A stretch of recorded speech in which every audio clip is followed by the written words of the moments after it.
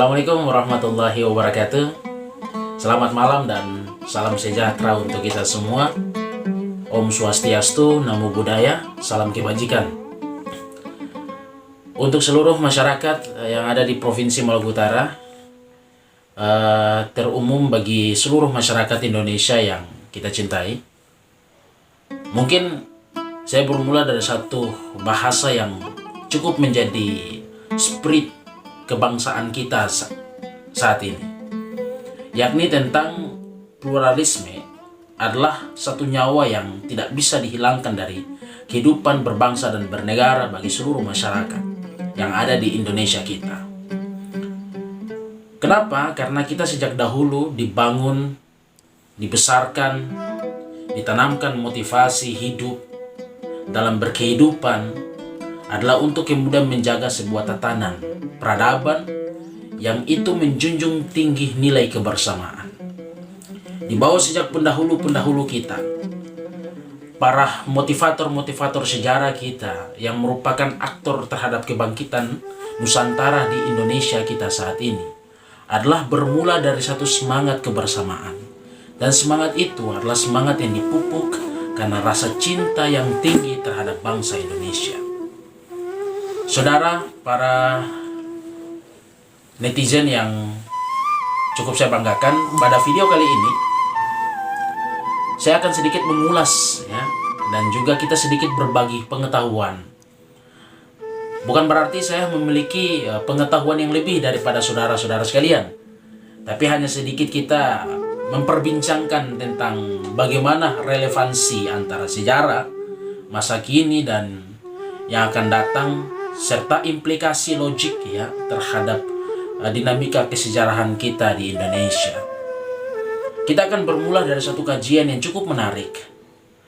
Dari video-video kami yang kemudian akan kami sebarkan di konten-konten YouTube maupun konten yang lain, kami akan sedikit untuk kemudian membahas tentang masalah Islam. Dan tidak menutup kemungkinan kami juga akan membahas pada dimensi-dimensi yang lain dalam kehidupan masyarakat Indonesia dan lebih umum kepada masyarakat dunia. Karena secara kajian sosiologi, kita kemudian akan mencari tahu tentang hakikat kehidupan manusia itu bukan dilihat dari bagaimana kelompok mencari hidup, tapi bagaimana individu dipupuk untuk membentuk sebuah kelompok. Inilah yang kemudian menjadi satu barometer kita untuk mengkaji bagaimana kehidupan masyarakat berkembang, tumbuh, dan kemudian akan hancur dalam sebuah proses perkembangan peradaban, dan kemudian akan terlahir kembali karena ada satu spirit yang dibawa oleh mereka, yakni spirit kebangkitan bagi masa depan anak cucu mereka. Oleh karenanya saudara, yang saya banggakan ya, pada video kali ini juga kami akan membahas satu session yang cukup menarik. Dan session ini adalah tentang bagaimana kita membahas tentang sejarah Islam pada abad klasik. Banyak para sejarawan yang membahas Islam itu dibagi dengan 3 pembabakan waktu. Pembabakan pertama adalah tentang sejarah klasik Islam itu sendiri. Yang kedua adalah tentang abad pertengahan Islam. Dan yang ketiga adalah abad modern Islam. Artinya apa? Ini adalah menunjukkan bahwa waktu yang telah dibagi para sejarawan adalah menunjukkan satu eksistensial yang cukup menarik yang harusnya dibahas untuk seluruh kaum akademisi, baik pun itu adalah dosen, mahasiswa, dan bahkan masyarakat umum, itu dapat memahami serta mempelajarinya sebagai sebuah khazanah keilmuan yang tidak bisa ditinggalkan dalam sebuah kehidupan peradaban. Pada video kali ini kita tidak akan membahas panjang lebar ya tentang sejarah klasik Islam, tapi kita hanya membahas pada garis-garis besarnya tentang bagaimana dan juga apa yang harusnya kita ambil dari spirit kehidupan Islam itu sendiri, yang kemudian akan kita bawa dalam kehidupan kita sehari-hari di bangsa Indonesia dan bahkan di Provinsi Maluku Utara yang kita cintai. Saudara-saudara sekalian, para netizen yang berbahagia, kita akan bermula pada satu kajian 14 abad yang lalu. Dan ini menyangkut tentang bagaimana kelahiran manusia agung. Dalam buku Defensor of Islam yang kemudian ditulis oleh Marshall G.S. Hudson, itu telah memberikan satu penjelasan yang cukup akurat yang cukup logik tentang bagaimana pembabakan waktu dalam bukunya, tentang melihat sejarah perkembangan Islam sejak dahulu sampai saat ini. Dan kita juga akan mendapatkan berbagai macam kajian-kajian menarik dari beberapa penulis handal. Kita bisa lihat dalam bukunya Philip Kahiti, The History of Arabs. Bahkan kita bisa melihat dalam buku-buku yang lain, para pemerhati sejarah, para disiplin keilmuan sejarawan yang cukup luar biasa dalam keilmuannya, coba memperbincangkan persoalan ini. Kita akan bermula dengan satu pembahasan, yakni tentang bagaimana Nabi Shallallahu Alaihi Wasallam yang merupakan Nabi akhir zaman. Nabi Muhammad Shallallahu Alaihi Wasallam adalah khataman nabiyyin, penutup dari seluruh para nabi dan rasul. Nabi Shallallahu Alaihi Wasallam, Nabi Muhammad adalah manusia agung yang coba dikutip oleh Karim Armstrong dalam sejarah Tuhan sebagai manusia yang cerdas. Dia coba mengutip bahwa Nabi Muhammad dia cerdas, jenius dalam membentuk sebuah tatanan peradaban pada masanya. Itu patut dicontohin oleh manusia saat ini. Philip Capra dalam bukunya Titik Balik Peradaban dalam memberikan satu penjelasan utuh tentang bagaimana manusia hidup dalam zaman modern. Namun ternyata satu kesimpulan diambil bahwa zaman modern bukan terjadi saat ini, tapi dia terjadi pada masa lalu ketika 14 abad Nabi SAW lahir. 14 abad yang lalu Nabi SAW membentuk peradaban selama 23 tahun. 14 abad yang lalu Nabi SAW telah memberikan satu bekal terbaik bagi peradaban manusia di masa yang akan datang. Itulah kenapa saudara, Nabi Muhammad lahir dengan satu kejadian yang cukup luar biasa, dan itu disepakati oleh seluruh sejarawan barat maupun timur.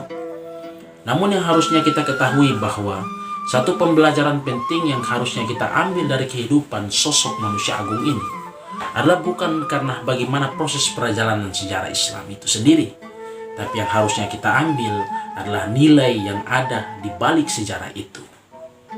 Kalau kita membahas secara panjang lebar tentang persoalan ini, saudara, kita akan memakan waktu yang cukup lama. Tapi paling tidak, saya bisa membahasnya untuk beberapa ritme waktu, menit ke depan, yang kita bisa mengisinya dengan beberapa kajian yang cukup penting tentang melihat sosok manusia agung ini, bagaimana strategi perubahan peradabannya, sehingga ini bisa menjadi satu bekal bagi kita untuk membangun peradaban kita di Indonesia dan bahkan di Maluku Utara. Pertama, saya ingin sampaikan bahwa dalam satu niat luhur yang dibawa oleh baginda Nabi Muhammad SAW, bukan untuk kemudian mencari popularitas. Itulah yang harusnya kita sepakati lebih dahulu. Sebab dia tidak mencari popularitas, dia tidak mencari jabatan, dia tidak mencari kekayaan ekonomi, dia tidak kemudian untuk menjadi jongos bagi kekuasaan di semenanjung Arabia, di daerah-daerah kekuasaan sekitarnya, baik itu Persia, Yunani, Romawi, dan lain sebagainya.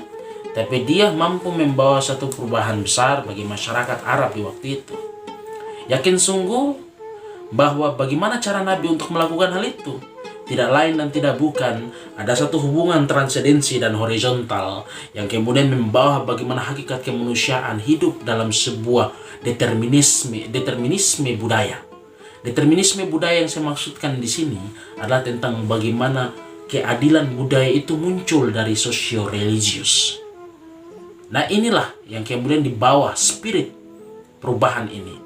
Saya kira bahwa Kunto Wijoyo dalam maklumat sastra profetik dan juga paradigma Islam itu telah memberikan satu gambaran yang telah menjelaskan bahwa ada semangat profetik yang harusnya dibawa sebagai spirit peradaban pada saat ini. Dan saat ini itu dilupakan oleh kebanyakan umat untuk melihat bagaimana proses perkembangan ini terus berlanjut, berganti, dan berkembang, serta bagaimana mempertahankan perubahan nilai. Serta bagaimana nilai itu dilihat sebagai satu keniscayaan bagi peradaban itu sendiri. Oleh karenanya 10 tahun di Madinah, 13 tahun di Mekah, dengan proses dakwah yang cukup panjang 23 tahun, itu telah membawa satu perubahan yang cukup menarik jikalau kita membaca buku-buku sejarah tentang Nabi Muhammad. Dia coba membawa satu perubahan besar bagi peradaban, tapi bukan hanya itu. Tapi dia mampu selama 23 tahun membentuk orang, manusia, yang pasca daripada kehidupannya mampu membawa satu perubahan nilai yang besar bagi seluruh peradaban yang ada di dunia. Persia pada tahun 711, dataran Eropa pada tahun 711 jatuh di tangan Islam karena ada satu upaya perebutan itu lewat satu pasukan yang dipimpin oleh Tariq bin Ziyad ya, pada masa Khulafaur Rasyidin. Abu Bakar kemudian membentuk pasukan yang dipimpin oleh Khalid bin Walid dan juga beberapa pasukan yang lain yang dipimpin oleh panglima perang yang handal dalam Islam, berhasil merebut dataran Eropa. Umar bin Khattab dengan kekuasaannya telah mampu untuk kemudian merebut sampai di semenanjung Iberia. Bahkan Damaskus dikuasai, pada masa Utsman pun demikian, pada masa Ali dibentuklah satu khazanah keilmuan yang cukup luar biasa. Pada masa dinasti-dinasti Islam, kita tidak membahas tentang bagaimana konspirasi politik Islam terdahulu, tapi yang kita harus mengambilnya adalah spirit perjuangan Islamnya. Oleh karena itu, saudara, ada satu catatan penting harusnya dipegang oleh kita semua, bahwa baginda Nabi Muhammad SAW diutus ke muka bumi bukan untuk perkara yang lain, tapi Nabi SAW diutus adalah innama bu'ithu liutamima makarimal akhlak, adalah untuk membentuk nilai. Kenapa saya harus menyebutnya nilai bukan moral? Karena moral adalah satu bagian terpenting daripada nilai. Karena nilailah yang kemudian membungkus bagaimana hubungan eskatologi, bagaimana hubungan kefilsafatan aksiologinya secara epistemologis itu mampu membawa satu perubahan besar bagi kehidupan manusia. Tapi tidak lupa, saudara, bahwa Nabi Muhammad SAW tetap berpegang teguh pada bagaimana kehidupan spiritual umat. Itulah yang menjadi catatan penting bagi kita. Segala sesuatu dimensi kehidupan manusia, Nabi Muhammad lewat utusan, lewat sebuah maklumat daripada Tuhan berupa wahyu, itu telah membawa perubahan yang besar bagi peradaban manusia. Inilah yang menjadi catatan penting bagi kita. Semoga dengan pembahasan sederhana saya ini tidak terlalu lengkap ya, tidak terlalu sempurna, tapi paling tidak ini bisa menjadi wacana bagi kita yang selalu harusnya dibahas untuk kemudian menjadi upaya perbaikan bagi moralitas umat saat ini, dan bukan sebagai omong belaka ya, bukan sebagai omong kosong belaka yang terus dibahas, cerita habis di cerita, bukan habis di pengamalan. Oleh karenanya, orang yang cerdas bukan dia yang kemudian berpikir tentang ilmu pengetahuan harus di retorik ya, tapi orang cerdas adalah orang yang berpikir tentang ilmu pengetahuannya harus diamalkan bagi dirinya dan orang banyak. Itulah orang yang cerdas. Terima kasih, semoga ini bermanfaat bagi kita semua, dan semoga kita selalu sehat dalam menjalani kehidupan kita, dalam berbangsa dan bernegara. Dan ingat bahwa pesan yang harusnya dipegang oleh kita semua, bahwa kebinekaan kita adalah satu-satunya yang kemudian merupakan rumus bagi perbaikan peradaban Indonesia. Billahi taufiq wal hidayah, semoga kita tetap berpegang teguh pada satu nawaitu baik bagi perubahan ini. Assalamualaikum warahmatullahi wabarakatuh.